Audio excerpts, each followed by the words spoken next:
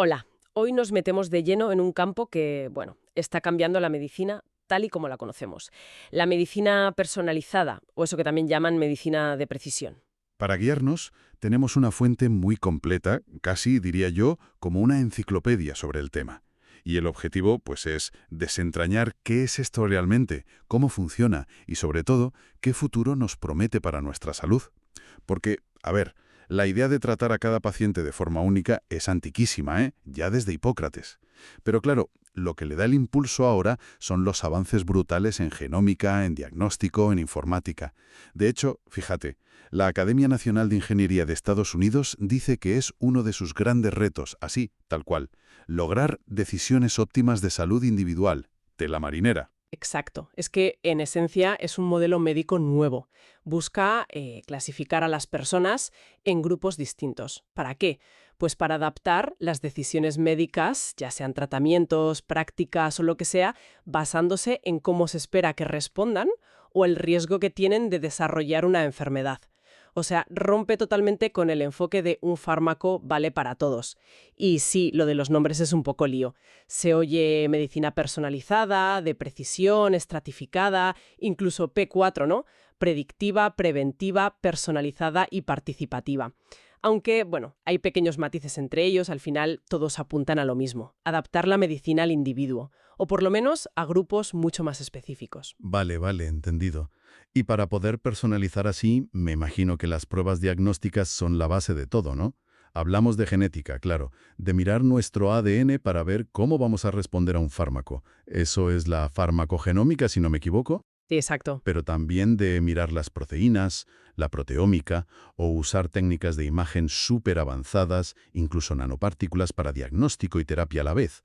La teranóstica esa. Exacto, son las herramientas clave y aunque muchas veces usamos precisión y personalización como si fueran lo mismo, hay una distinción que puede ser útil. La de precisión, según la definieron en Estados Unidos, se centra más en adaptar el tratamiento, clasificando a los pacientes en subgrupos, subgrupos definidos por su riesgo, por cómo es su enfermedad a nivel biológico o por cómo van a responder a una terapia concreta. O sea, no necesariamente implica crear un fármaco único para cada persona. Ah, vale. Es más por grupos. Eso es, la personalización, digamos, sería como el objetivo final, el ideal, el de un tratamiento hecho a medida absolutamente para ti. Pero en la práctica, bueno, los términos se solapan muchísimo. Y todo esto, claro, no habría sido posible sin los descubrimientos del proyecto Genoma Humano. Eso nos dio el mapa base, por así decirlo. Claro, porque la base de todo esto es que, aunque todos compartimos el genoma humano, cada uno tenemos una versión ligeramente distinta, como variaciones en un texto base. Y nuestra salud al final es una mezcla súper compleja de esas variaciones genéticas, nuestro estilo de vida, lo que comemos y hacemos ejercicios y fumamos, y el entorno, la contaminación, el estrés. Efectivamente. Y ahí es donde entran tecnologías como la secuenciación del genoma, que nos permite leer nuestro ADN letra por letra, buscando mutaciones que sabemos que están ligadas a enfermedades, como, no sé, en la fibrosis quística o en algunos tipos de cáncer. Y no solo el ADN, también se analiza el ARN, ¿verdad? Esas moléculas que son como los mensajeros que dicen qué genes están activos en cada momento. Exacto, el ARN-seq. Y eso nos da una foto más dinámica, más del momento actual de la salud, porque el ARN está muy influenciado por el ambiente. Hay estudios recientes que ligan diferencias genéticas con cómo se expresan esos ARN y, al final, con los niveles de proteínas. Y esto conecta con un concepto muy importante, que surgió sobre todo en oncología, el principio de la enfermedad única. Viene a decir que incluso enfermedades que llamamos igual, como cáncer de pulmón, son en realidad muy diferentes a nivel molecular en cada paciente. La causa, la patogénesis, es distinta. O sea, que mi cáncer de pulmón puede ser muy diferente al tuyo, aunque se llamen igual. Exactamente. Y esas diferencias vienen influenciadas por nuestro exposoma, que es como la suma de todas las exposiciones ambientales a lo largo de nuestra vida. Y también por el interactoma, que es la red complejísima de interacciones entre todas las moléculas dentro de nuestras células y tejidos. Madre mía, qué complicado suena todo eso. Lo es, lo es. Pero entender esas diferencias individuales es precisamente el trabajo de campos como la epidemiología molecular patológica. Buscan identificar biomarcadores, esas señales medibles que comentabas antes, que nos puedan guiar en esta medicina de precisión. Señales que digan, este paciente responderá bien a esto o este tiene más riesgo de aquello. Entendido. Biomarcadores. ¿Y cómo se descubren?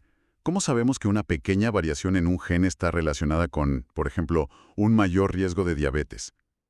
Has mencionado los GWAS antes, los estudios de asociación del genoma completo. ¿Nos puedes explicar un poco cómo funcionan? Claro, los GWAS son una herramienta potentísima. Básicamente, lo que hacen es comparar el genoma completo de miles de personas que tienen una enfermedad concreta con el de miles de personas que no la tienen. Y buscan diferencias sistemáticas. Pequeñas variaciones en el ADN de una sola letra, que se llaman SNPs, polimorfismos de nucleótido único. Si un SNP aparece con mucha más frecuencia en el grupo de enfermos que en el grupo sano, pues se considera que está asociado a la enfermedad. Ah, vale. Es como buscar patrones. Exacto. Es estadística a gran escala. El primer gran éxito de un GWAS fue en 2005 para la degeneración macular asociada a la edad, la DME, que es una causa importante de ceguera en personas mayores. Ese estudio encontró dos SNPs clave que aumentaban mucho el riesgo. Y desde entonces, se han hecho miles y miles de GWAS para casi todas las enfermedades imaginables. Para principios de 2014 ya había más de 1.300 completados. Increíble la escala. Y una de las aplicaciones más directas de toda esta información genética es poder evaluar el riesgo individual de desarrollar ciertas enfermedades. A veces, el riesgo viene de una mutación en un solo gen, como en algunas enfermedades hereditarias. Pero muchas veces, para enfermedades comunes como la diabetes o la hipertensión, el riesgo viene de la suma de los efectos de muchísimas de estas pequeñas variaciones, de muchos SNPs. ¿Y saber ese riesgo qué nos permite? Pues idealmente nos permite actuar antes, poner en marcha medidas preventivas antes de que la enfermedad siquiera dé la cara. Imagina que alguien tiene un perfil genético que le da un riesgo bastante alto de desarrollar diabetes tipo 2. Sabiendo eso, quizá esa persona se motive mucho más para cuidar su dieta, hacer ejercicio, mantener un peso saludable. Claro, para intentar contrarrestar esa predisposición genética. Exacto, para mitigar ese riesgo que trae, digamos, de fábrica. Suena muy bien en teoría.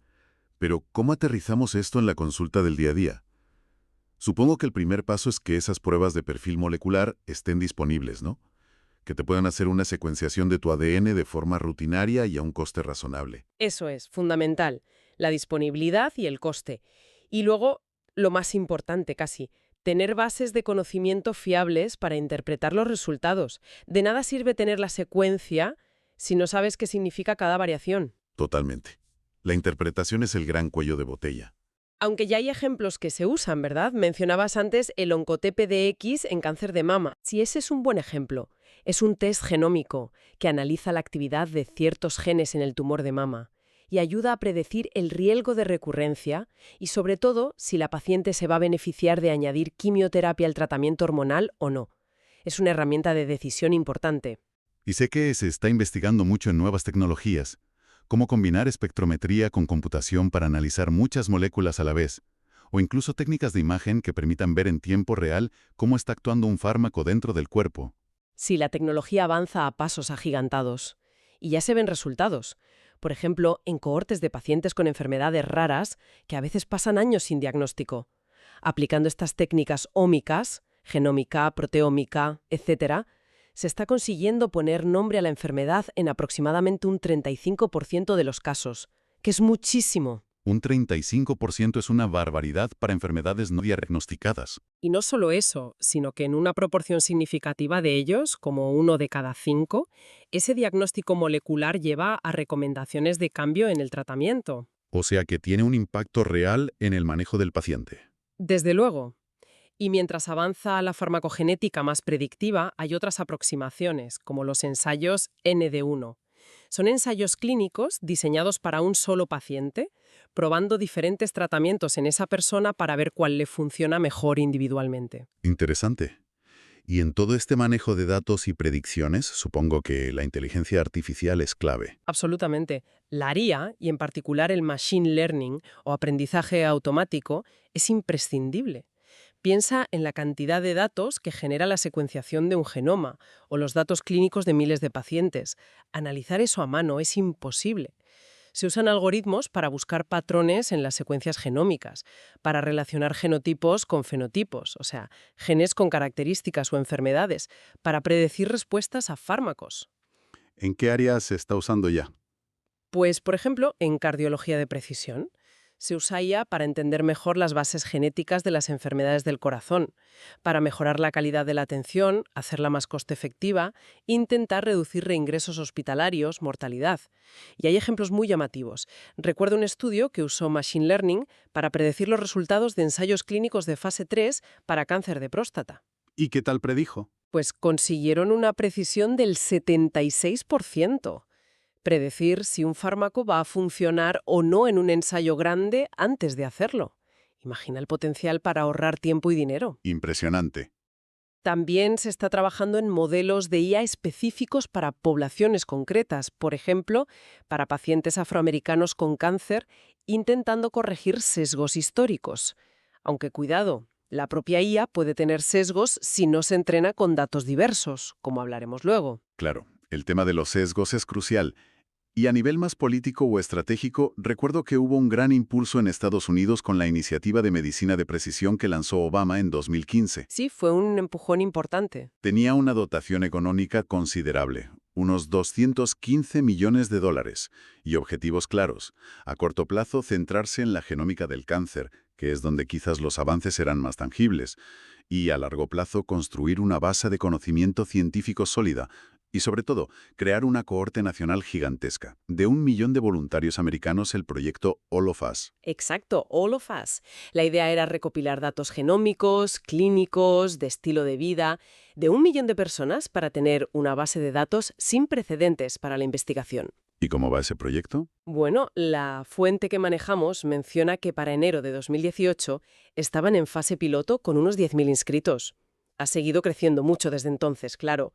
Es un esfuerzo a muy largo plazo. Entendido. Bien, hemos repasado la ciencia, las herramientas, incluso la estrategia política. Pero vayamos a lo práctico. ¿Cuáles son los beneficios reales, tangibles, que se esperan de la medicina personalizada? Aquí es donde creo que la gente quiere ver el impacto. Yo veo varios puntos clave, ¿no? El primero, y quizás el más revolucionario, es ese cambio de chip. Pasar de reaccionar a la enfermedad a intentar prevenirla. Si sabes tu riesgo, puedes actuar. Ese es un cambio de paradigma fundamental. Sí. Segundo, mejorar drásticamente la forma en que elegimos los tratamientos. Poder predecir quién responderá mejor a qué fármaco y quién tiene más riesgo de sufrir efectos secundarios con otro. Evitar el ensayo y error. Exacto. Evitar ese probar a ver qué pasa, que a veces es ineficaz y otras peligroso. Y además, ahorrar costes al sistema por no usar tratamientos que no van a funcionar. Tercero, mejorar la detección de enfermedades, hacerla más temprana y precisa. Sí, poder detectar señales moleculares antes de que haya síntomas clínicos evidentes. Y cuarto, relacionado con lo segundo, hacer que el desarrollo de nuevos fármacos sea más eficiente. Si puedes dirigir los ensayos clínicos a las personas que genéticamente tienen más probabilidades de beneficiarse, los ensayos serán más rápidos, más baratos y con mayor tasa de éxito. Desde luego. Se eliminarían muchas ineficiencias que ahora mismo inflan los costes y los tiempos de desarrollo. Vale, esos serían los grandes titulares. Profundizamos un poco en algunas aplicaciones concretas, por ejemplo, en el diagnóstico. Claro, en diagnóstico la genómica ya está permitiendo diagnósticos mucho más precisos para muchas enfermedades, sobre todo las raras o hereditarias. Obtener la secuencia de ADN de un paciente, lo que llamamos genotipado, y compararla con genomas de referencia, nos permite identificar la causa molecular de la enfermedad en muchos casos. Y eso puede acabar con odisías diagnósticas de años. Exacto. Incluso, bueno, existen estos servicios directos al consumidor, tipo 23andMe y otros, que te ofrecen información genética sobre ancestros y algunos riesgos de salud. Sí, aunque ahí hay que tener cuidado con la interpretación, ¿no? Mucha cautela. La interpretación clínica de esos resultados debe hacerla siempre un profesional. pero bueno, demuestra que la tecnología está ahí. Y, por supuesto, conocer el perfil genético es crucial para predecir la respuesta al tratamiento, que es la farmacogenómica que mencionabas. Sí, la farmacogenómica, usar el genoma para recetar mejor. El ejemplo que siempre se pone es el de la warfarina, ¿verdad? Ese anticoagulante. Es el ejemplo clásico, sí. La warfarina es muy eficaz, pero la dosis óptima varía enormemente entre personas. Dar demasiado poco no previene los trombos. Dar demasiado provoca hemorragias graves. Un equilibrio muy delicado. Muy delicado. Y hoy sabemos que gran parte de esa variabilidad se debe a variantes comunes en dos genes. El CYP2C9, que metaboliza el fármaco, y el VKORC1, que es la diana del fármaco. Entonces, si analizas esos genes antes de empezar, Puedes estimar mucho mejor la dosis inicial que necesitará ese paciente concreto. Te acercas mucho más rápido a la dosis terapéutica correcta y evitas muchos de los problemas iniciales de ajuste. y se evitan sangrados peligrosos, que no es poco. Desde luego, hay incluso un término, toxgnostics, para este proceso de buscar variantes genéticas que predicen específicamente efectos adversos a fármacos. Otro ejemplo muy conocido es el del tamoxifeno en cáncer de mama. Sí, otro caso paradigmático. El tamoxifeno fue un tratamiento estándar durante mucho tiempo para cánceres de mama con receptores de estrógeno positivos. Pero se veía que un porcentaje altísimo, hasta el 65%, desarrollaban resistencia. ¿Y se supo por qué? Sí, un grupo liderado por David Flockhart descubrió que el tamoxifeno necesita ser activado en el cuerpo por una enzima, la CYP2D6. Y resulta que muchas mujeres tienen variantes genéticas en ese gen, CYP2D6, que hacen que la enzima funcione poco o nada. O sea, que no podían activar el fármaco. Exacto. Estaban tomando algo que en ellas no funcionaba bien. Ahora se recomienda hacer un genotipado de CYP2D6 para decidir si el tamoxifeno es la mejor opción o si hay que buscar alternativas. Clarísimo. Luego mencionaste la teranóstica. Suena a ciencia ficción. Bueno, ya no tanto. Es un enfoque muy inteligente, sobre todo en medicina nuclear. Consiste en usar moléculas muy parecidas, casi gemelas, para dos cosas. Una para diagnosticar, obteniendo una imagen, con SPECT o PET, y otra para tratar. ¿Cómo funciona eso? Pues unes un radionúclido, un átomo radioactivo, a una molécula que se dirija específicamente a las células tumorales, por ejemplo. Si el radionúclido emite rayos gamma o positrones, te sirve para hacer una imagen y ver dónde está el tumor. Si luego usas la misma molécula o una muy similar, pero unida a un radionúclido que emita partículas, electrones beta o alfa, esas partículas depositarán su energía justo en las células tumorales, destruyéndolas. Es radioterapia dirigida a nivel molecular. Ver y tratar con la misma diana. Exacto. El ejemplo más antiguo es el yodo radioactivo para el cáncer de tiroides. El tiroides capta yodo, así que le das yodo radioactivo y él mismo se concentra allí, tanto para imagen como para tratamiento. ¿Y hay ejemplos más nuevos? Sí, muchos.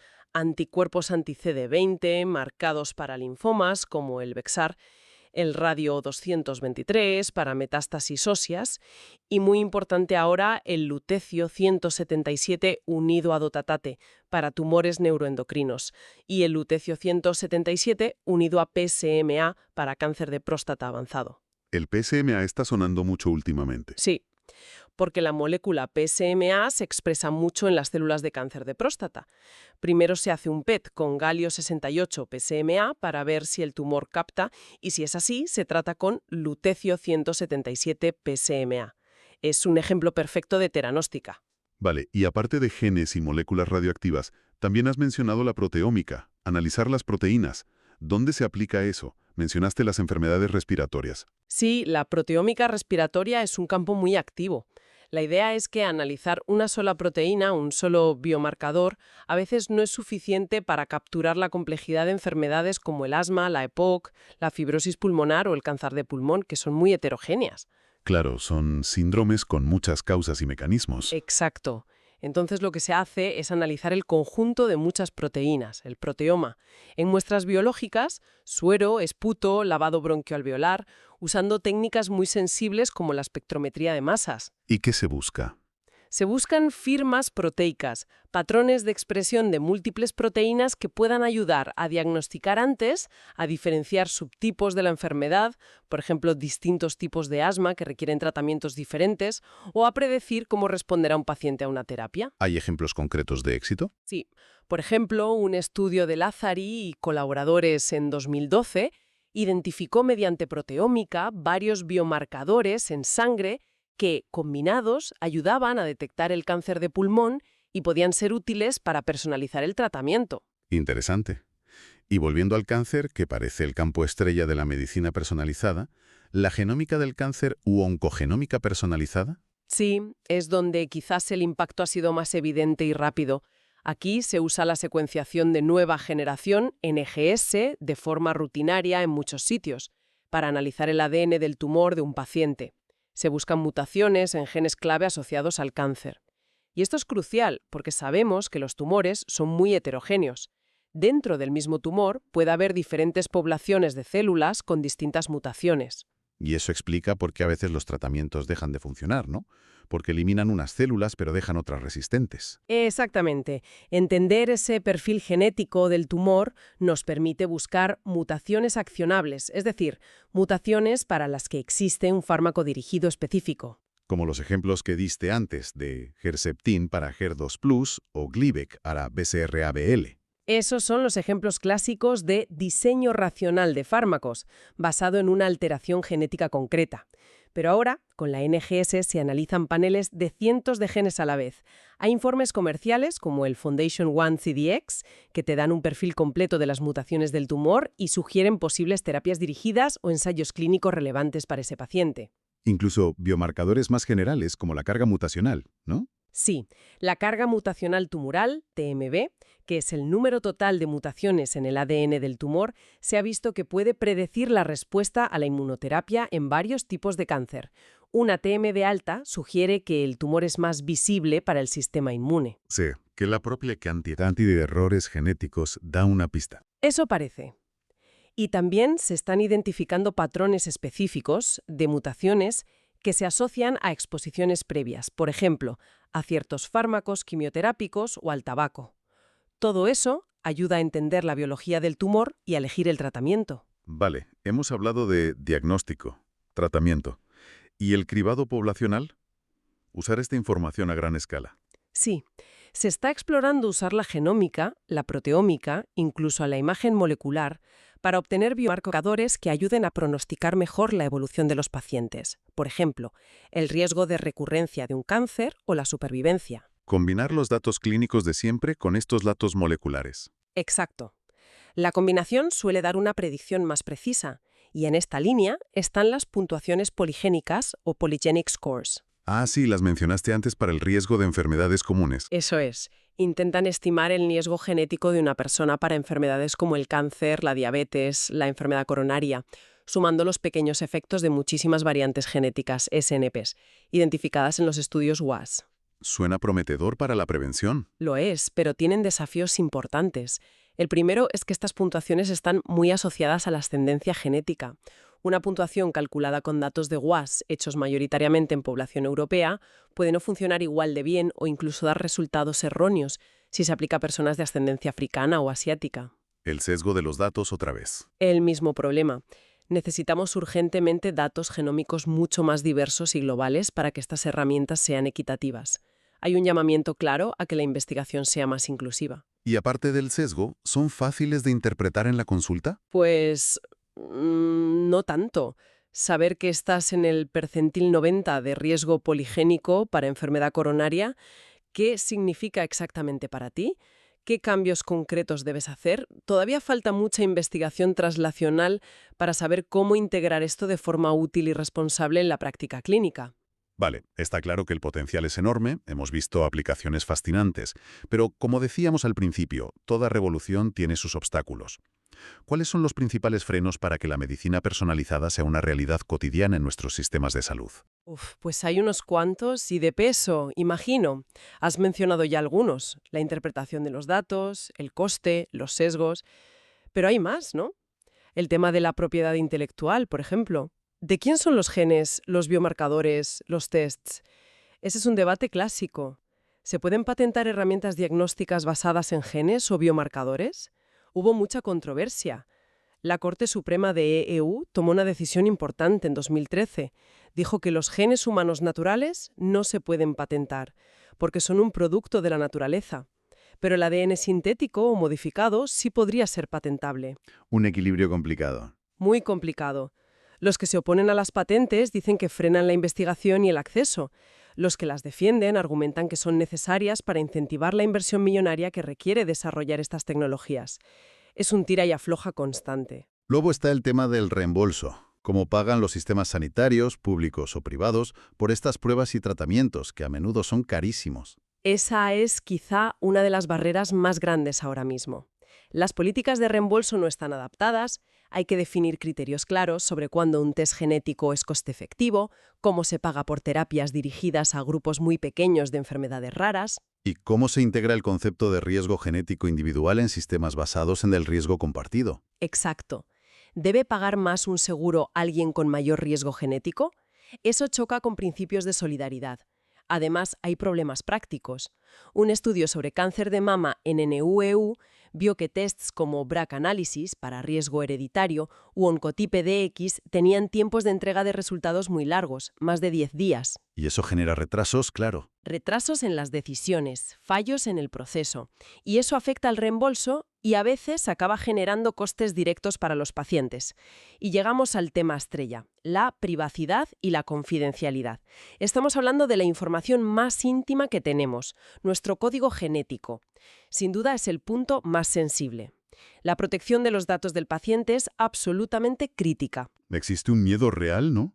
¿A que esa información se use para discriminar en el trabajo? ¿En los seguros? Si tienes una predisposición genética a una enfermedad o si se sabe que no vas a responder a ciertos tratamientos caros. Ese miedo existe y es legítimo. Y no solo eso, están las implicaciones psicológicas para la persona que recibe esa información de riesgo. Y los derechos de los familiares, que comparten parte de esa información genética sin haber consentido necesariamente un análisis. Claro, si yo me hago un test y sale un riesgo hereditario, eso afecta a mis hermanos, a mis hijos. Exacto. Y también hay implicaciones para grupos étnicos específicos si se asocian ciertas variantes a ellos. Se necesita un marco legal y ético muy robusto. En Estados Unidos tienen la ley GINA desde 2008 que prohíbe la discriminación genética por parte de empleadores y aseguradoras de salud. Sí es un paso importante, pero la protección nunca es total y la tecnología avanza muy rápido. Pensemos en la IA. Necesitamos el consentimiento informado de los pacientes para usar sus datos anonimizados para entrenar algoritmos. La confianza es clave. Y volvemos al sesgo en los datos, pero ligado a la privacidad y la equidad. Claro, es que está todo conectado. Si queremos que los algoritmos de IA y las herramientas de medicina personalizada funcionen bien para todos y sean justos, necesitamos que se basen en datos de poblaciones muy diversas. Si solo usamos datos de un grupo, las conclusiones estarán sesgadas. Exacto. Si un algoritmo se entrena mayoritariamente con datos genéticos de europeos, es muy probable que funcione peor o dé resultados sesgados cuando se aplique a personas de otros orígenes. Ya pasó con el estudio Framingham del corazón. Que sobreestimaba o subestimaba el riesgo en poblaciones no blancas. Eso es. Así que necesitamos un esfuerzo consciente y global para recolectar muestras y datos genéticos diversos, garantizando siempre la privacidad y el consentimiento. Si no, corremos el riesgo de que la medicina personalizada aumente las desigualdades en salud en lugar de reducirlas. Y finalmente están los desafíos puramente de implementación, ¿no? Más allá de la ética o la economía. Sí, los retos técnicos y logísticos. Primero, aunque hemos secuenciado el genoma, todavía hay una gran parte cuyo funcionamiento no entendemos bien. Y de la parte que entendemos, solo una pequeña fracción es accionable clínicamente hoy por hoy. O sea, nos lleva a tomar una decisión médica concreta. Falta mucho por investigar. Muchísimo. Luego está el propio procesamiento de los datos genómicos. Generar la secuencia tiene tasas de error. Se estima que procesar un genoma completo puede introducir unos 30.000 errores. Corregirlos es computacionalmente muy intensivo y caro. Y analizar la variación. Predecir el impacto de cada SNP es súper complejo porque interactúan entre ellos. Claro, no es solo mirar un SNP aislado. Hay que tener una visión de conjunto de múltiples variantes influyendo en un rasgo o enfermedad. Es muy complejo. Quizás el mayor desafío de todo sea integrar todo esto en el sistema sanitario real. Ese es el reto final. Aplicar el mapeo genético para mejorar de verdad la salud de la población. Requiere una infraestructura enorme. Bases de datos centralizadas y seguras, tecnología en los hospitales y centros de salud, y formación, muchísima formación para los médicos y el personal sanitario. Fundamental. Que sepan cuándo pedir una prueba genética, cómo interpretar los resultados, cómo comunicarlos al paciente de forma clara y ética. Necesitamos un cambio cultural y organizativo de extremo a extremo en el sistema. Hay iniciativas como el Personalized Health Index que intentan medir cómo de preparados están los países para esto. Bueno, después de este recorrido tan completo, queda claro que la medicina personalizada es una promesa enorme. Nos ofrece una visión de una sanidad, como decías, más proactiva, más preventiva y sobre todo mucho más ajustada a las necesidades de cada individuo. Es esa idea, casi un mantra ya, de dar el tratamiento adecuado para el paciente adecuado en el momento adecuado. Hemos visto el potencial que tiene para transformar el diagnóstico, el tratamiento, la prevención. Sí, el potencial es innegable, pero también hemos visto que el camino no es fácil. Hay nudos importantes que desatar, éticos, como la privacidad y la equidad, económicos, como el reembolso y la inversión, regulatorios, para garantizar la seguridad y la eficacia, y prácticos para implementarlo en el día a día. Exacto. Y eso nos deja, creo, con una reflexión final importante, quizás un poco provocadora. Éticos, económicos y de implementación que hemos discutido. La pregunta es, ¿cómo podemos asegurarnos de que los enormes beneficios potenciales de la medicina personalizada se distribuyan de manera equitativa? O sea, ¿qué mecanismos, qué políticas, qué salvaguardas necesitamos poner en marcha para evitar que esta revolución tecnológica acabe profundizando Las desigualdades sanitarias que ya existen en el mundo, en lugar de contribuir a reducirlas? Una pregunta crucial, desde luego. Asegurar que el progreso beneficie a todos y no solo a unos pocos.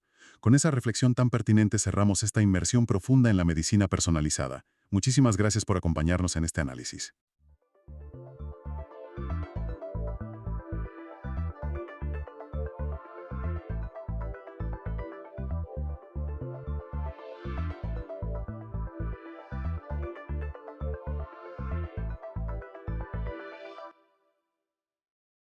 Hola. Hoy, hoy vamos a sumergirnos en un tema apasionante, el mundo de la diplomacia. Tenemos un material bastante completo, una visión general que hemos sacado de la Wikipedia, que nos va a servir de guía. Hola. Sí, un tema complejo, pero esencial para entender cómo funciona el mundo, ¿no? Totalmente. Y nuestra idea hoy es, pues eso, desentrañar qué es exactamente la diplomacia, cómo ha evolucionado, que tiene mucha historia detrás, y sobre todo, por qué sigue siendo tan importante hoy en día en este mundo tan conectado. Que ya adelantamos que es mucho más que, la imagen típica de embajadores y cenas de gala, ¿verdad? Muchísimo más, sí. Aunque esas cosas también forman parte, claro.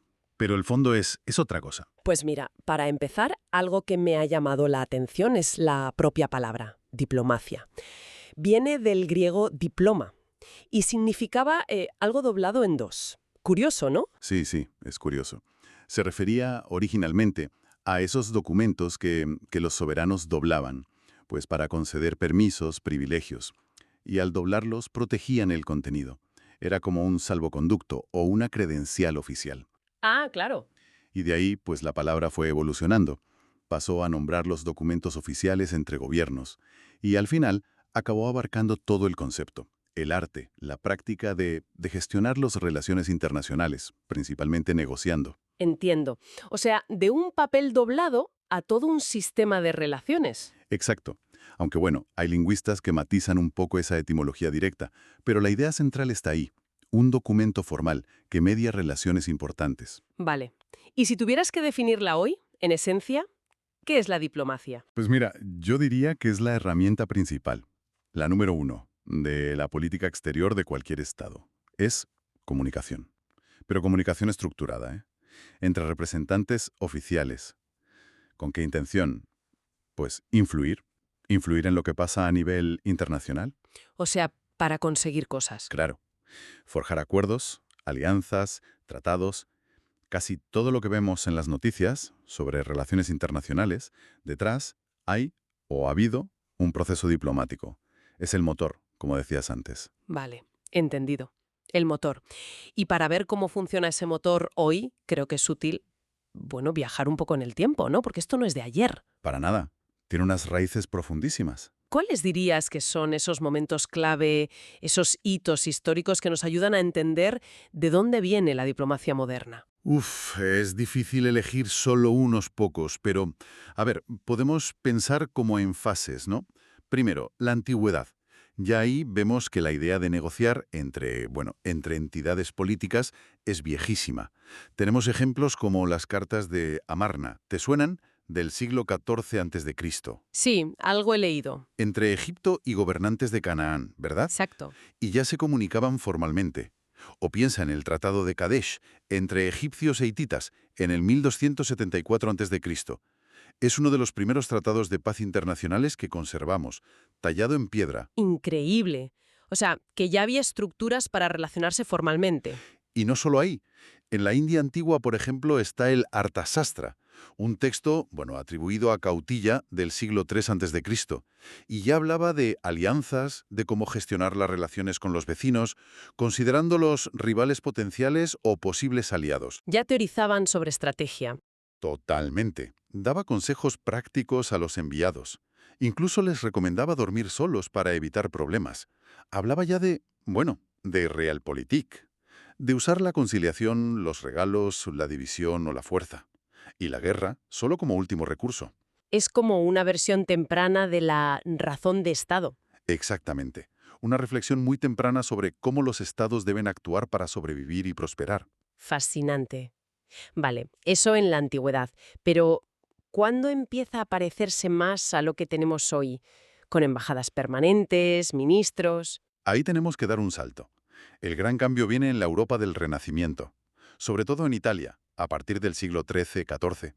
Las ciudades-estado italianas, piensan Milán, Venecia, Florencia, empiezan a establecer las primeras misiones diplomáticas permanentes. Ah, o sea que antes no eran permanentes. Iban y venían. Eso es. Antes se enviaba un emisario para una misión concreta, negociar una tregua, un matrimonio real, y volvía. Pero en la Italia renacentista, con esas rivalidades constantes y alianzas cambiantes, vieron la necesidad de tener a alguien fijo en las otras cortes, para saber qué pasaba, para influir. Claro, para tener información de primera mano todo el tiempo. Justo. Aunque al principio, ojo, había sus recelos. Ah, sí. Sí, fíjate, Milán envió el primer representante permanente a Francia en 1455, pero se negaron a acoger ellos a un representante francés. No me digas. ¿Por qué? Por miedo. Miedo al espionaje, a la injerencia en sus asuntos. Tiene sentido, la verdad. Pero bueno, al final la necesidad se impuso. Las relaciones se volvieron más complejas, sobre todo cuando potencias como España y Francia empezaron a intervenir más en Italia. Tener a alguien allí permanentemente se volvió indispensable. España, por ejemplo, fue de las primeras en nombrar un embajador permanente en Inglaterra, en 1487. ¿Y ya para el siglo XVI? Para el siglo XVI ya era la norma entre las grandes potencias europeas. Misiones permanentes. Y eso, claro, implicaría toda una estructura nueva, ¿no? Gente, protocolos. Claro, claro. Se desarrolló toda una jerarquía. Estaban los embajadores, que solían ser nobles, con residencias grandes, mucho personal. Luego los enviados, ministros plenipotenciarios, diferentes rangos. Y también cambió el idioma. El latín era la lengua franca, pero hacia 1715 más o menos el francés lo sustituyó. Por el poderío de Francia en esa época, supongo. Exacto. Reflejaba la influencia francesa. Y otro cambio clave. Empezaron a crearse los ministerios de exteriores, oficinas permanentes para coordinar toda esa red de embajadas. Ahí nacen instituciones como el Quai d'Orsay en París o Foggy Bottom en Washington. Bueno, sus antecesores. Precisamente. Son la evolución de esas primeras oficinas centrales. Vale, entonces tenemos raíces antiguas, luego el gran cambio con las embajadas permanentes en el Renacimiento italiano y su extensión por Europa.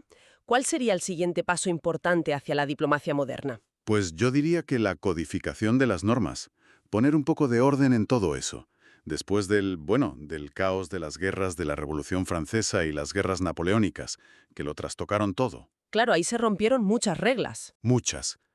Entonces, el Congreso de Viena de 1815 fue fundamental, no solo porque redibujó el mapa de Europa tras Napoleón, sino porque estableció un sistema internacional de rangos diplomáticos.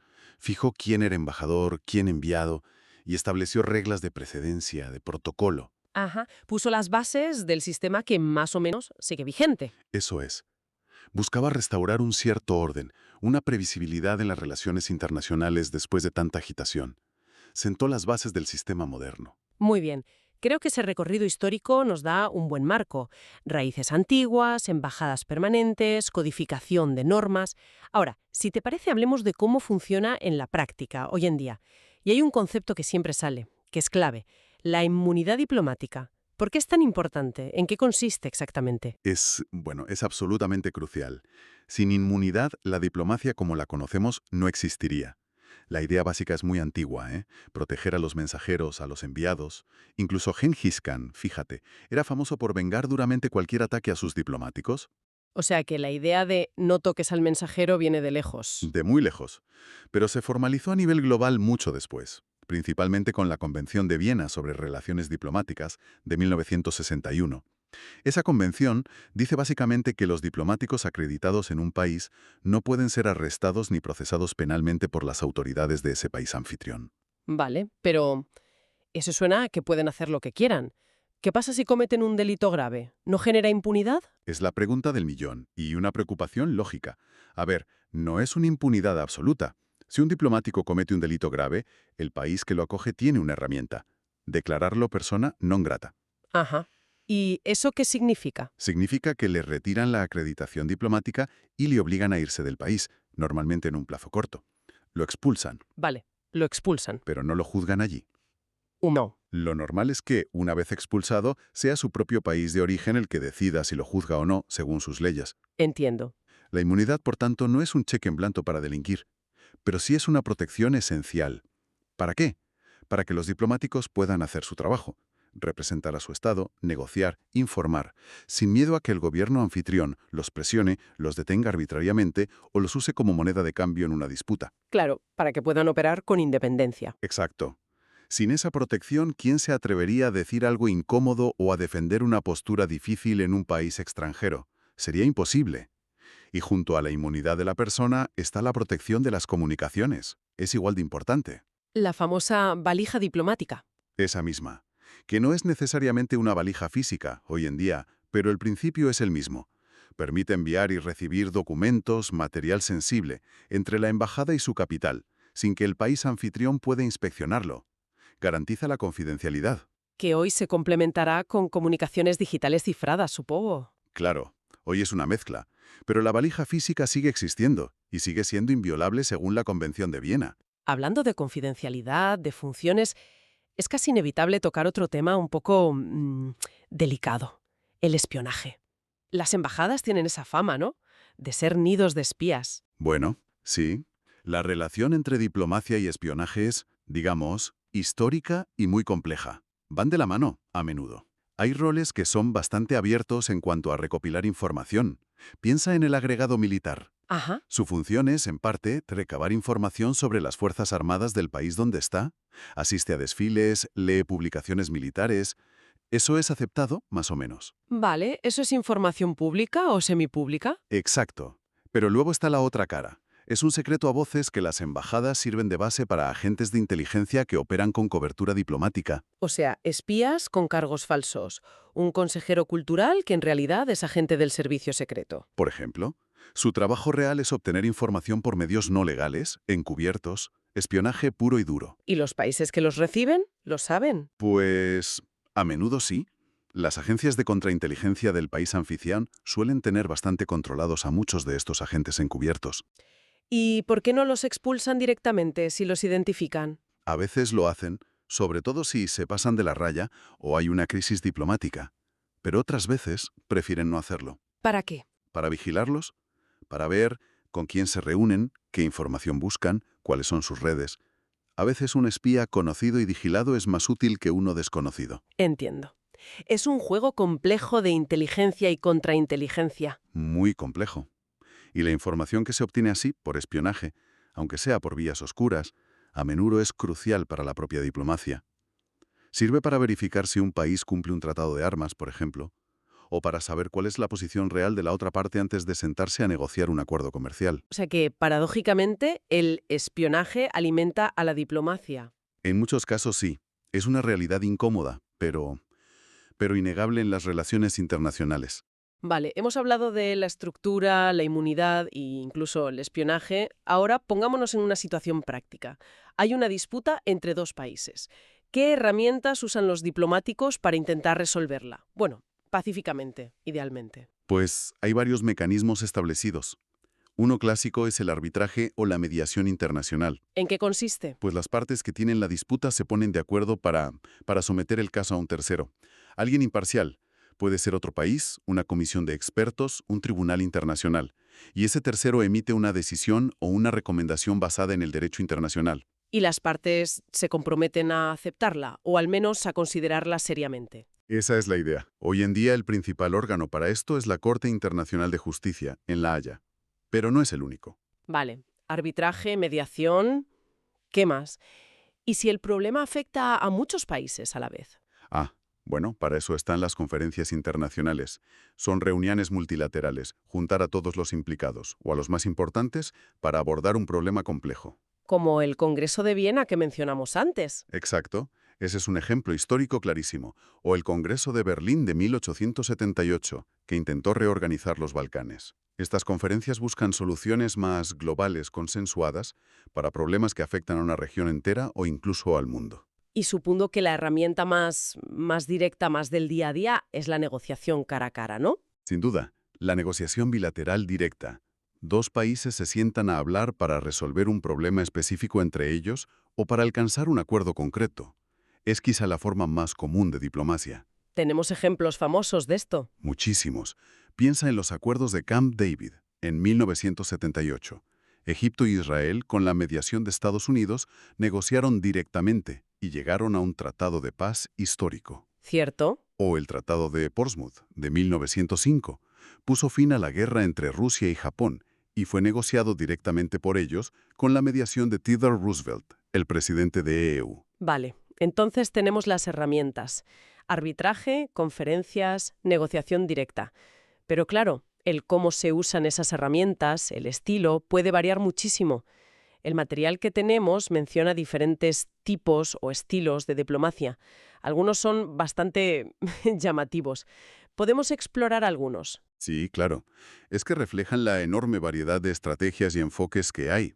Por ejemplo, se habla mucho hoy de diplomacia pública. ¿Qué es exactamente? Porque suena distinto a la diplomacia tradicional, de gobierno a gobierno. Lo es. La diplomacia tradicional se dirige a los funcionarios, a los gobiernos. La pública, en cambio, busca influir directamente en la opinión pública de otro país, en la gente. ¿Cómo? ¿Con propaganda? Puede incluir elementos que rocen la propaganda, sí, pero va más allá. Puede ser a través de intercambios culturales, programas educativos, becas, o usando las redes sociales. Los líderes políticos, las embajadas, tuiteando, haciendo vídeos, eso es diplomacia digital, una forma de diplomacia pública. Intentan conectar directamente con la gente de otros países. Entiendo. Y en el extremo contrario a esa visibilidad, estaría la diplomacia silenciosa, ¿no? Exacto. La diplomacia discreta, la que opera en secreto. Se basa en negociaciones confidenciales, contactos discretos. A veces hacer las cosas públicamente solo empeoraría la situación, la inflamarías. Claro, para temas muy sensibles o para no dar pasos en falso. Eso es. Es el arte de influir y conseguir cosas sin hacer ruido, sin buscar los titulares. A veces es la más efectiva. Luego están los enfoques que tienen que ver más con el poder. Has mencionado antes el realpolitik, pero hay conceptos más modernos. Pienso en el soft power, el poder blando. Ajá. El soft power es un concepto muy interesante. Se refiere a la capacidad de influir en otros, no por la fuerza o el dinero, sino por la atracción. Atracción. Sí, la atracción que ejerce tu cultura, tus valores políticos, si se perciben como legítimos, claro, o tus políticas exteriores, si son admiradas. No es tanto una acción directa del gobierno, sino el atractivo general que tiene un país. ¿Puedes darnos ejemplos? Pues piensa en la influencia cultural global de Hollywood, por ejemplo, o el prestigio internacional de ciertas universidades británicas o estadounidenses, o gestos más simbólicos, como la famosa diplomacia del panda de China. Regalar osos panda como gesto de buena voluntad. Eso es soft power puro. Entendido. Influir por las buenas, digamos. Por la atracción, sí. Y en contraste, claro, están las tácticas más duras, más coercitivas. Como la diplomacia de cañonero. Suena bastante directa. Sí, es un término histórico. Se refería a usar la amenaza militar o directamente desplegar buques de guerra, cañoneros, cerca de la costa de otro país para intimidarlo y obligarlo a aceptar tus demandas. Un poco bestia, ¿no? Sí, hoy se considera una práctica del pasado imperialista, aunque la amenaza militar sigue siendo un factor en las relaciones internacionales, obviamente. Y hay otro concepto que mencionaba el material, más moderno y polémico, la diplomacia de la trampa de la deuda. Uf, sí, ese es un tema muy debatido. Se acusa a algunas potencias acreedoras, principalmente a China, aunque no solo, de usar préstamos masivos a países en desarrollo, a menudo para grandes infraestructuras. ¿Y que si luego no pueden pagar? Exacto. Que si el país deudor no puede devolver el préstamo, el país acreedor gana influencia política, control sobre sus proyectos estratégicos. Es una forma de diplomacia económica muy agresiva, o al menos así la denuncian sus críticos. Entiendo. Usar la deuda como herramienta de poder. Esa es la acusación. Es una forma de coerción económica. Y también se mencionan otros tipos más específicos, como la diplomacia humanitaria. Sí, esa es importantísima en el mundo actual.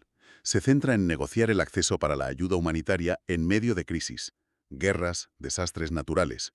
Los diplomáticos y las organizaciones humanitarias tienen que hablar con todas las partes en un conflicto, a veces con grupos armados muy difíciles, para poder llevar comida, medicinas, proteger a los civiles. Es una labor muy delicada y peligrosa. Y ligada a eso está la diplomacia preventiva. Intentar que las crisis no estallen. Exacto. Es la idea de actuar antes de que las tensiones se conviertan en violencia abierta. Utiliza herramientas como la alerta temprana, la mediación discreta, el envío de observadores o incluso fuerzas de paz, siempre con el consentimiento de las partes, claro. Intenta desactivar los conflictos en sus primeras fases. Muestra que la diplomacia no solo reacciona a los problemas, sino que idealmente intenta anticiparse. Y no podemos olvidarnos, creo, de los estados pequeños. Para ellos, la diplomacia es casi su única herramienta, ¿no? Totalmente. Es vital. Los estados pequeños tienen recursos limitados, militares, económicos, así que la diplomacia, la habilidad negociadora, la capacidad de construir alianzas en foros internacionales es fundamental para ellos. Para hacerse oír, para defender sus intereses. Exacto. Y sobre todo en temas globales como el cambio climático.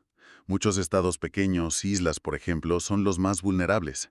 Necesitan la diplomacia multilateral para que su voz colectiva tenga peso y se tomen medidas. Entendido. Bueno, hemos cubierto muchísimo terreno. Historia, inmunidad, espionaje, herramientas, estilos. Si intentamos como resumir, recapitular todo esto, ¿qué es la diplomacia en el siglo XXI? ¿Con qué idea nos quedamos? Pues yo diría que nos quedamos con la idea de que es ese entramado complejísimo que hemos ido describiendo. Es sobre todo comunicación y negociación. Estructurada sí, pero comunicación al fin y al cabo. Entre actores internacionales, principalmente estados, pero ojo, cada vez más también otros actores. Como las organizaciones internacionales, las ONGs. Exacto. Y hemos visto que tiene unas raíces históricas muy profundas, que explican muchas de sus prácticas actuales. La inmunidad, las embajadas, ciertos protocolos.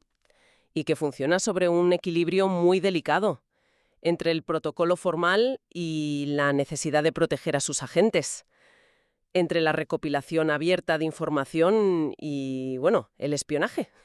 Y que utiliza una caja de herramientas enormemente variada. Enormemente variada.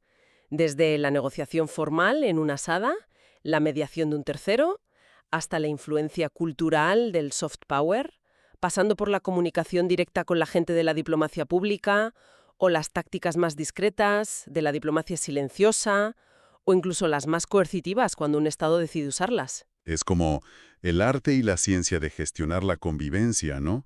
Y a menudo también la fricción, el conflicto, en este mundo tan interconectado. Muy buena definición. El arte y la ciencia de gestionar la convivencia. A veces de forma muy visible en grandes cumbres, pero la mayoría de las veces de forma discreta, en despachos, en pasillos, pero siempre, siempre esencial. Sin ella probablemente el mundo sería mucho más caótico. Sin duda. Es el mecanismo principal que tenemos, con todos sus defectos, para intentar prevenir conflictos, para resolver disputas sin recurrir siempre a la fuerza, para fomentar la cooperación en problemas comunes y, en última instancia, para dar forma al orden internacional o al desorden, según se mire, pero para gestionarlo. Y para terminar, para dejarnos pensando, el material que consultamos apuntaba a una tendencia que a mí me parece muy interesante: la diplomacia de las ciudades. Ah, sí. Es un fenómeno creciente. Cada vez más las grandes ciudades, Madrid, Barcelona, París, Nueva York, y las redes que forman entre ellas, están participando directamente en la escena internacional. Abordan temas como el clima, la tecnología, la gestión de la migración, a veces incluso al margen de sus gobiernos nacionales. Es verdad. Tienen sus propias agendas internacionales, sus propios embajadores o representantes. Entonces, la pregunta que queda ahí flotando y que dejamos para la reflexión es: ¿cómo podría este auge de actores no estatales, como las ciudades, transformar el panorama tradicional de la diplomacia? Una diplomacia que, como hemos visto, ha estado históricamente centrada casi exclusivamente en los Estados-nación. Es una excelente pregunta. Estamos viendo el nacimiento de una diplomacia multinivel, más compleja. ¿Cómo interactuarán estos nuevos actores con los estados? Sin duda, es algo a lo que habrá que prestar mucha atención en el futuro. Da para otro programa entero casi. Totalmente. Ahí lo dejamos. Ha sido un placer, como siempre, explorar este tema tan complejo pero tan relevante. Igualmente, un placer.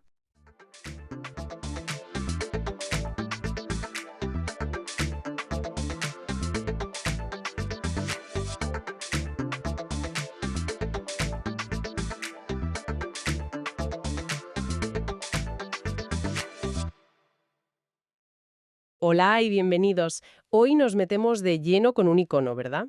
Notre Dame de París. Casi nada.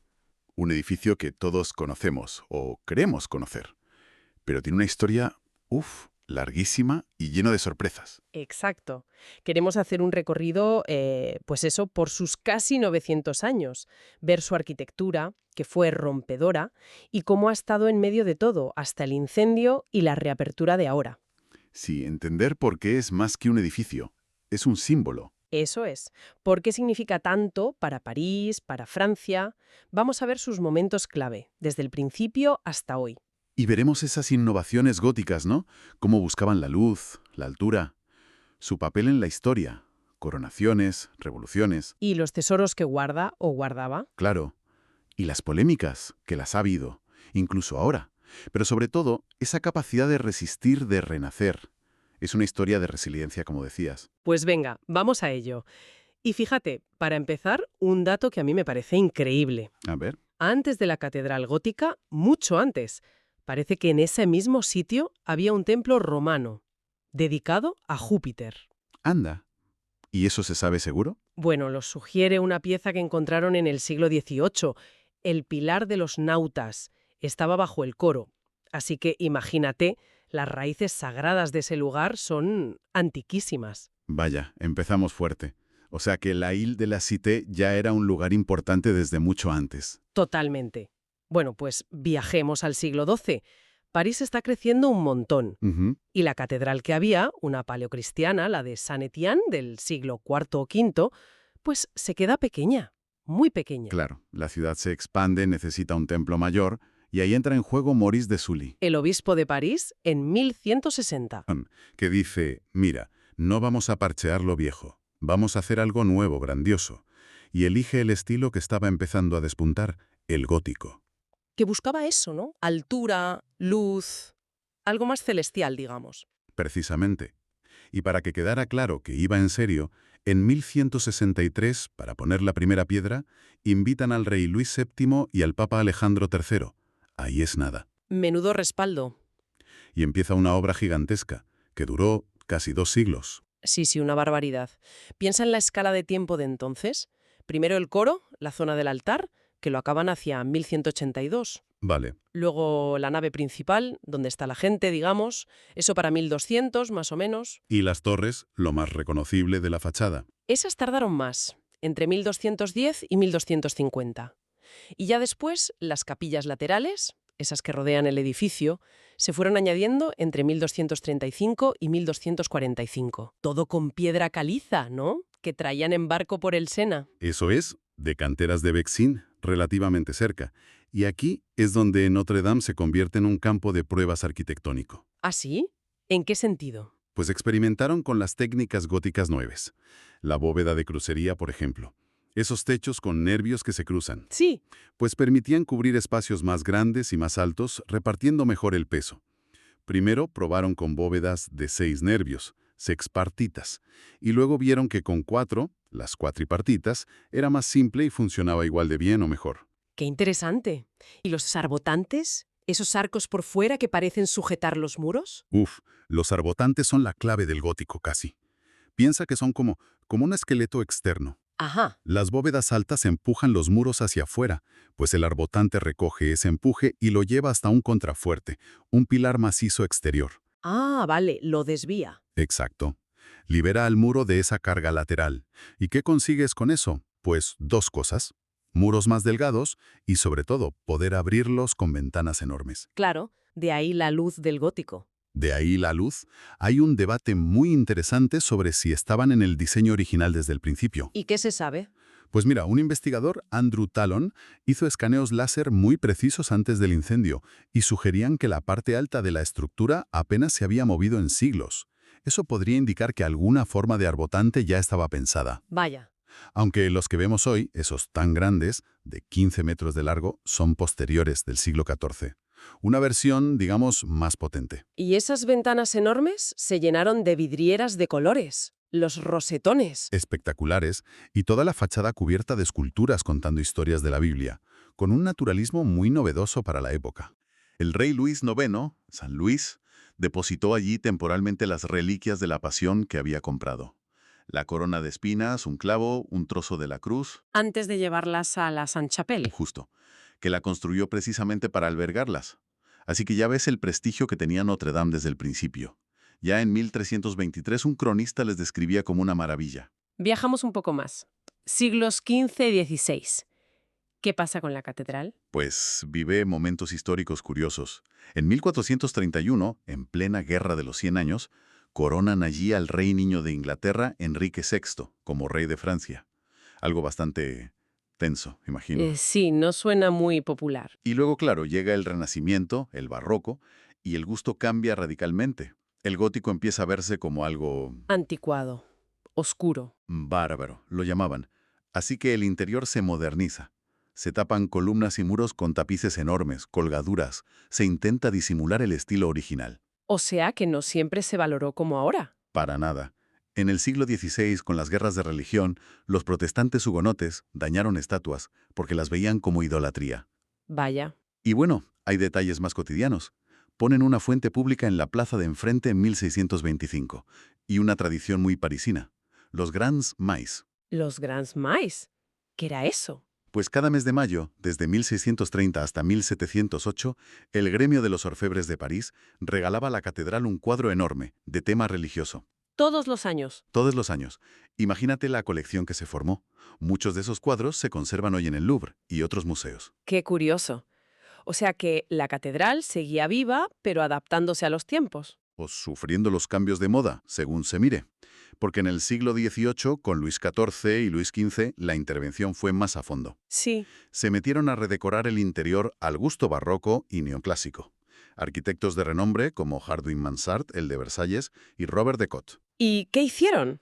Pues cambiaron altares, pusieron mármoles, rejas nuevas, buscaban un aspecto más solemne, más clásico. Y no solo dentro. En 1726 reformaron el tejado y quitaron gárgolas originales. No me ligas. Las gárgolas. Sí. Y lo peor, quizás para nuestra sensibilidad actual. En 1756 decidieron que necesitaban más luz dentro. A ver. Y quitaron casi todas las vidrieras medievales de colores de las naves. Salvaron los rosetones, pero el resto, fuera. Y pusieron vidrio blanco transparente. ¡Qué barbaridad! Cuesta imaginarla así. Querían claridad. Incluso modificaron los portales de la fachada para que las procesiones con baldaquinos pasaran mejor. Obras prácticas, pero. Pero que cambiaron mucho la esencia gótica. ¿Y entonces? Llega la Revolución Francesa. Ay, la Revolución. Un golpe durísimo para Notre Dame.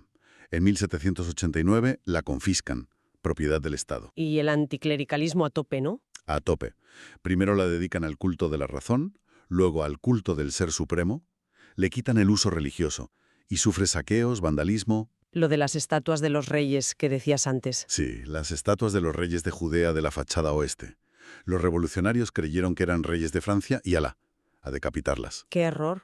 Un error histórico tremendo. Las cabezas aparecieron en 1977, por cierto, y están en el Museo de Cluny. La catedral acabó usándose de almacén de vino, de forraje.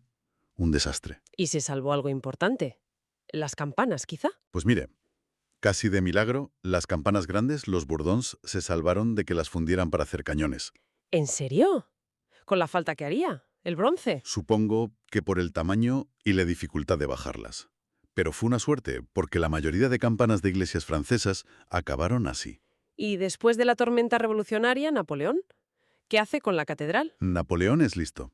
Busca reconciliarse con la Iglesia Católica para estabilizar el país. Firma el Concordato de 1801. ¿Y eso qué significó para Notre Dame? Pues que aunque sigue siendo propiedad del Estado, y esto es importante, sigue siéndolo hoy, le devuelve el uso litúrgico a la Iglesia Católica. Ah, vale. El Estado es dueño, la Iglesia la usa. Exacto.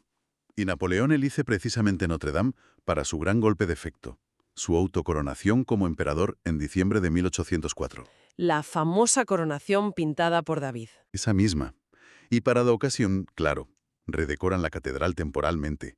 Le dan un aire neoclásico, con telas, arcos triunfales de cartón piedra, muy teatral, muy diferente al gótico. Pero me imagino que después de todo ese trajín, revolución, almacén, coronación, la pobre catedral estaría hecha polvo, ¿no? Hecha polvo es poco, devastada, abandonada a su suerte después de Napoleón.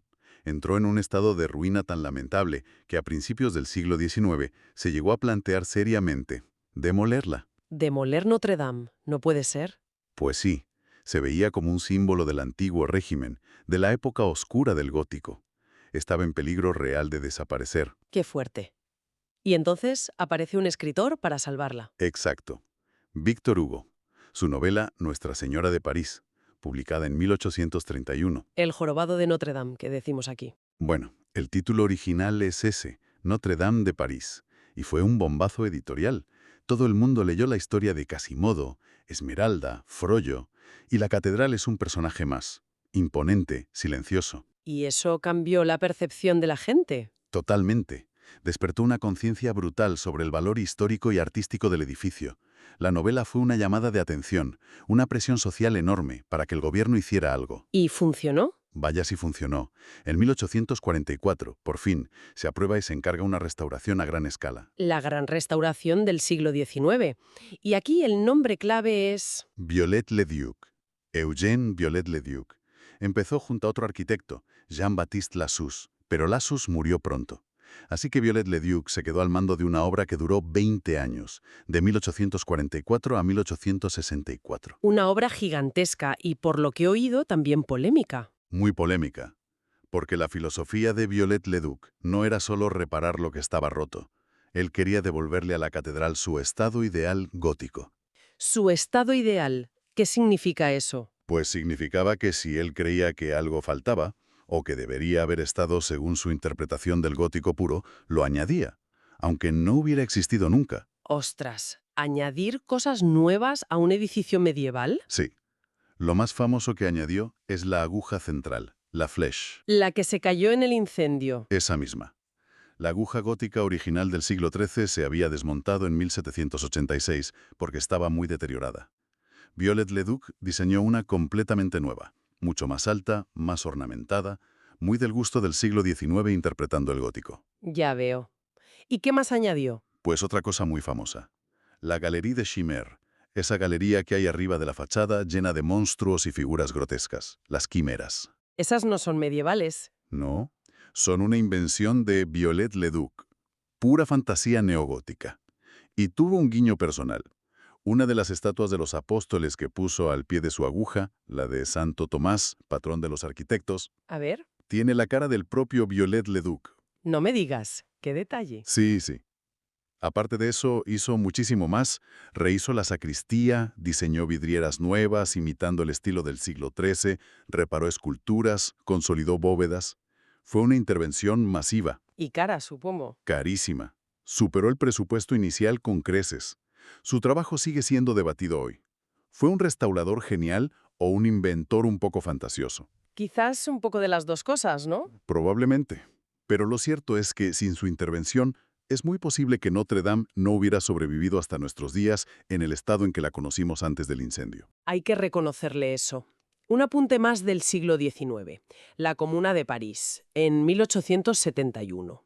Otro momento convulso. Sí, otra revolución. Y hubo un intento de quemar la catedral. Otro. Sí, pero parece que se paró in extremis porque el fuego se habría propagado al hospital Hotel Dieu, que estaba y está pegado, y estaba lleno de enfermos. La cercanía del hospital la salvó esa vez. Increíble. Bueno, saltamos al siglo XX. La catedral sigue siendo un lugar central para Francia. Importantísimo. Escenario de eventos clave. La Misa por la Liberación de París en agosto de 1944, con De Gaulle allí presente. Un momento de una carga simbólica brutal. Me imagino. Luego, en los años 60, el ministro de Cultura, André Malraux, impulsa una limpieza a fondo de la fachada. Estaba negrísima por la contaminación. Sí, en las fotos antiguas se ve. Pues la limpiaron y recuperó su color de piedra claro original. Debió ser un impacto visual tremendo para los parisinos. Claro. Y ha habido otros momentos más curiosos, como el funambulista Philippe Petit cruzando entre las dos torres en 1971. ¿Ah, sí? La película Man on Wire. Esa. O visitas papales, como la de Juan Pablo II en 1980. Y ha sido el lugar elegido para los funerales de Estado de grandes figuras. De Gaulle, Pompidou, Mitterrand. También del cardenal Lustiger en 2007. Sigue siendo un referente, pero imagino que el edificio seguía necesitando mantenimiento. La piedra, la contaminación. Por supuesto. El mal de la piedra es constante en un edificio tan expuesto. Hubo otra gran campaña de restauración entre 1991 y 2000. Se limpió otra vez, se reparó mampostería, se instaló un sistema eléctrico para ahuyentar a las palomas. Ah, lo de los cables. Eso es. También se informatizó y modernizó el gran órgano. Y en 2013, para celebrar el 850 aniversario de la catedral, ¿Qué hicieron? instalaron campanas nuevas en la Torre Norte para intentar recuperar el paisaje sonoro que pudo tener en el siglo XVII. Qué bonito eso del paisaje sonoro. Sí. Pero no todo fueron celebraciones, hubo momentos muy oscuros también en estos años. El suicidio de un escritor de extrema derecha en el altar en 2013, Uf, sí, lo recuerdo. o incidentes relacionados con la seguridad. Un coche con bombonas de gas cerca en 2016, un ataque con martillo a un policía en la plaza en 2017, Vaya. y a finales de la década de 2010 era ya muy evidente que hacía falta otra restauración importante. Sobre todo, la aguja de Viollet-le-Duc y el tejado estaban muy deteriorados. Y esa restauración acababa de empezar cuando llegó el desastre. El 15 de abril de 2019. El 15 de abril de 2019. Una fecha que ya es historia. Todos recordamos dónde estábamos cuando vimos esas imágenes terribles. El fuego en el tejado. ¿Cómo empezó exactamente? Pues empezó en el ático, en la zona de la base de la aguja, donde estaban haciendo los trabajos de restauración, sobre las 6:15 de la tarde. Y hubo un fallo inicial. Fatal. ¿Un fallo? Sonó una alarma de incendios, pero la persona de seguridad que fue a comprobar la enviaron al lugar equivocado. A la sacristía, no al ático. No puede ser. Cuando se dieron cuenta del error y el vigilante subió al ático, que son más de 300 escalones, el fuego ya era muy avanzado. Los bomberos no recibieron el aviso hasta casi las 7:10. Más de media hora después de la primera alarma. Un tiempo crucial perdido.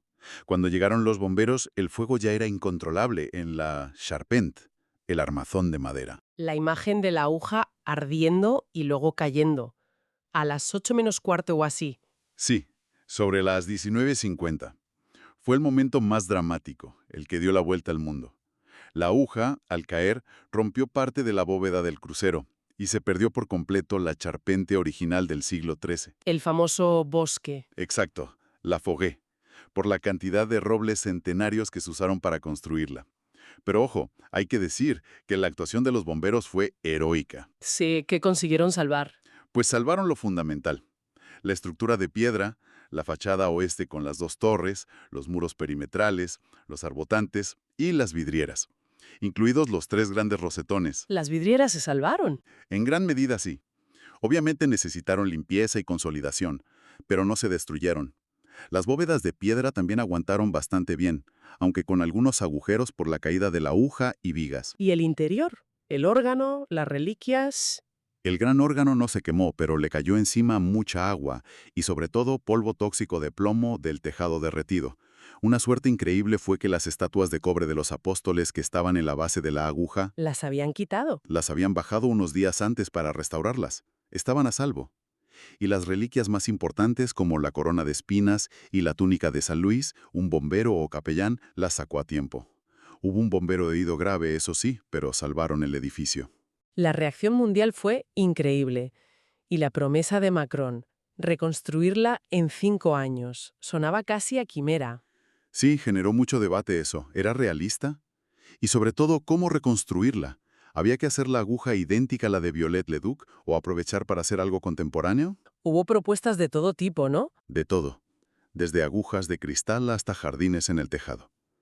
También se aprobó una ley especial para acelerar las obras, saltándose algunos procedimientos habituales de patrimonio, lo que generó críticas de expertos. Pero las donaciones llegaron a raudales. Una ola de solidaridad impresionante, de empresas, particulares, de todo el mundo.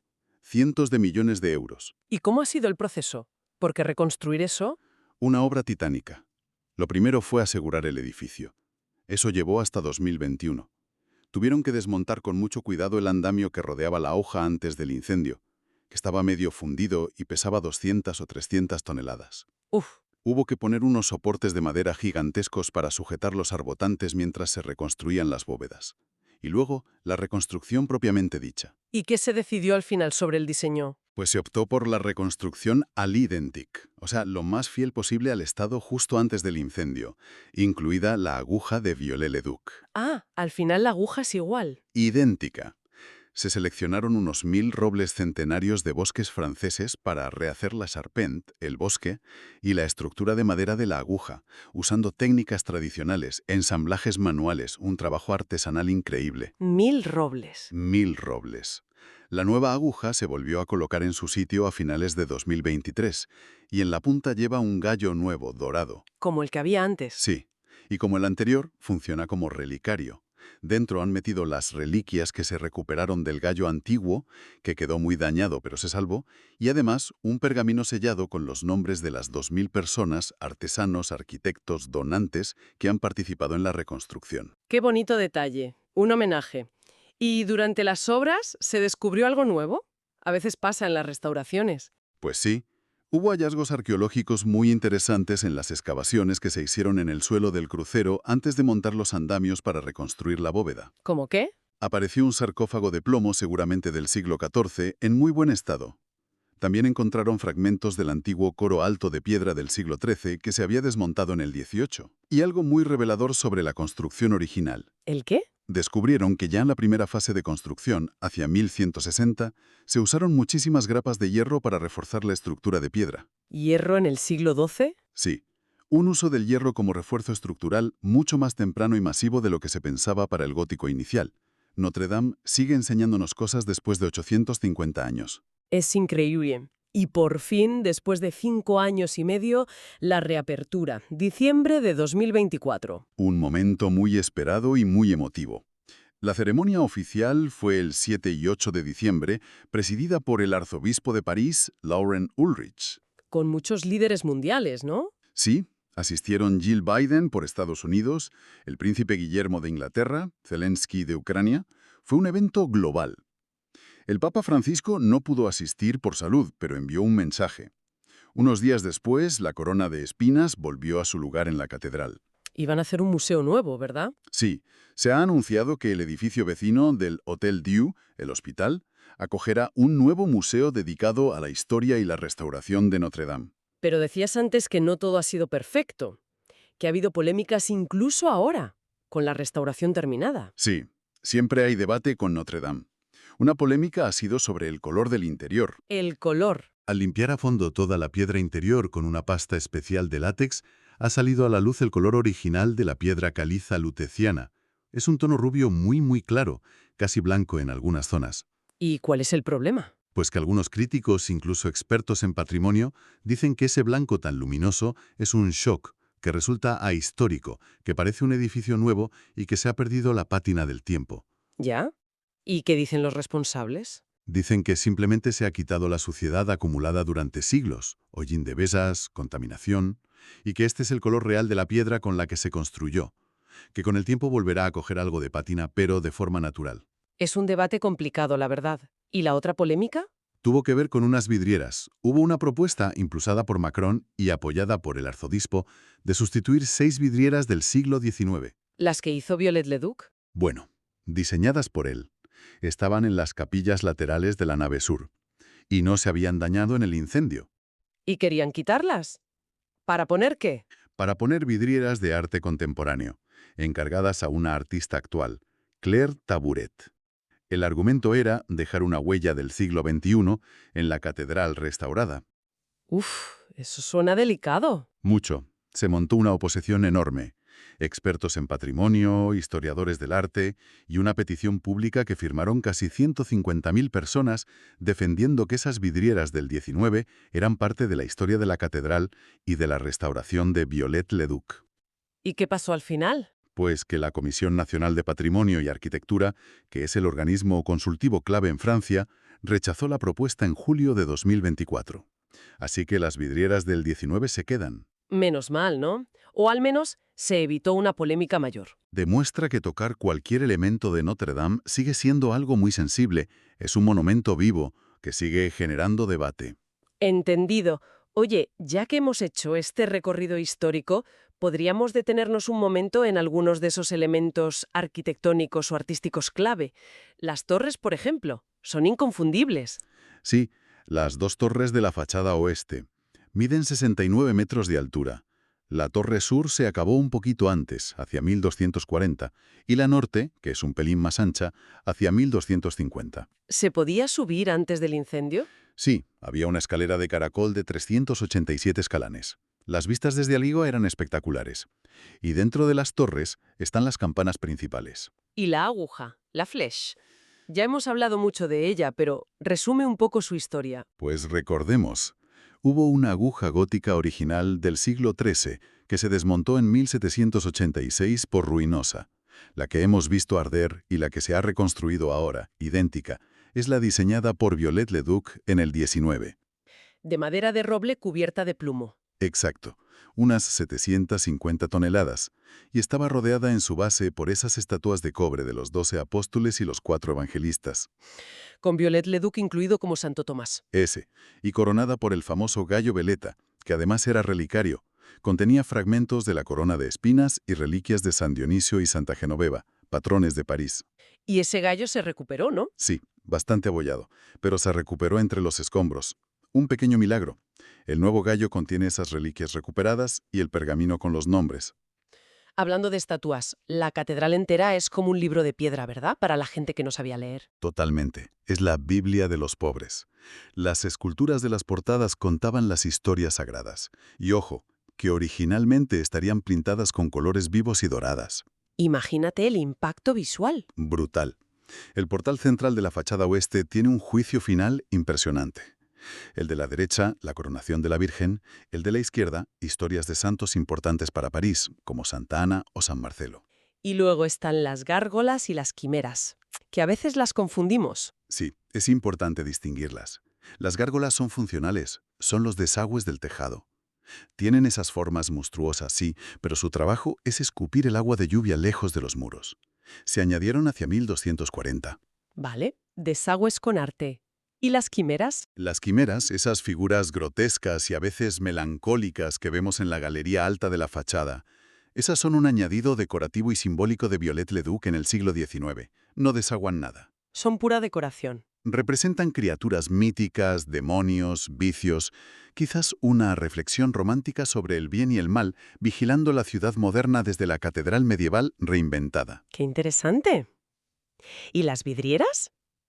Los rosetonos son la joya de la corona. Son 3 maravillas del arte gótico. El más antiguo es el de la fachada oeste, de hacia 1225. Es también el más pequeño, unos 9,5 metros de diámetro. Su vidrio actual es casi toda una recreación del siglo XIX. ¿Y los otros dos? ¿Los laterales? Esos son los más espectaculares, los del transepto, el brazo transversal de la iglesia. El rosetón norte es de hacia 1250 y el sur de hacia 1260. Son enormes. El sur mide casi 13 metros de diámetro, y si cuentas la estructura de piedra que lo rodea, la clarbouy, llega a 19 metros. 19 metros de ventana. ¿Cómo pudieron? Gracias precisamente a los arbotantes y a los contrafuertes, que permitieron abrir esos muros de forma increíble. ¿Y qué historias cuentan esos rosetones? El rosetón sur, que fue un regalo del rey San Luis IX, es una maravilla iconográfica. Tiene 94 medallones que narran escenas del Nuevo Testamento, vidas de mártires, de santos parisinos. Es como un compendio de la fe en vidrio. Debió ser carísimo. Carísimo y muy frágil. El rosetón sur tuvo una historia accidentada. Sufrió daños por un incendio en el 16, en la Revolución de 1830. Viollet-le-Duc lo restauró a fondo en 1861. Reemplazó muchos paneles perdidos e incluso lo giró 15 grados para darle más estabilidad estructural. Por eso mezcla vidrio original del 13 con vidrio del 19. O sea, que incluso los rosetones son un puzzle histórico. Exacto. Y por suerte los tres aguantaron bastante bien el incendio de 2019, aunque la limpieza y restauración del plomo derretido ha sido muy compleja. Pasamos dentro. Hay tumbas importantes en Notre Dame. Siempre me lo he preguntado. Pues es curioso porque, a diferencia de otras grandes catedrales, Notre Dame originalmente no tenía una cripta subterránea para enterramientos. ¿Ah, no? ¿Y dónde enterraban a la gente importante? La catedral en el pavimento, o en sarcófagos, obispos, canónigos, algunos nobles.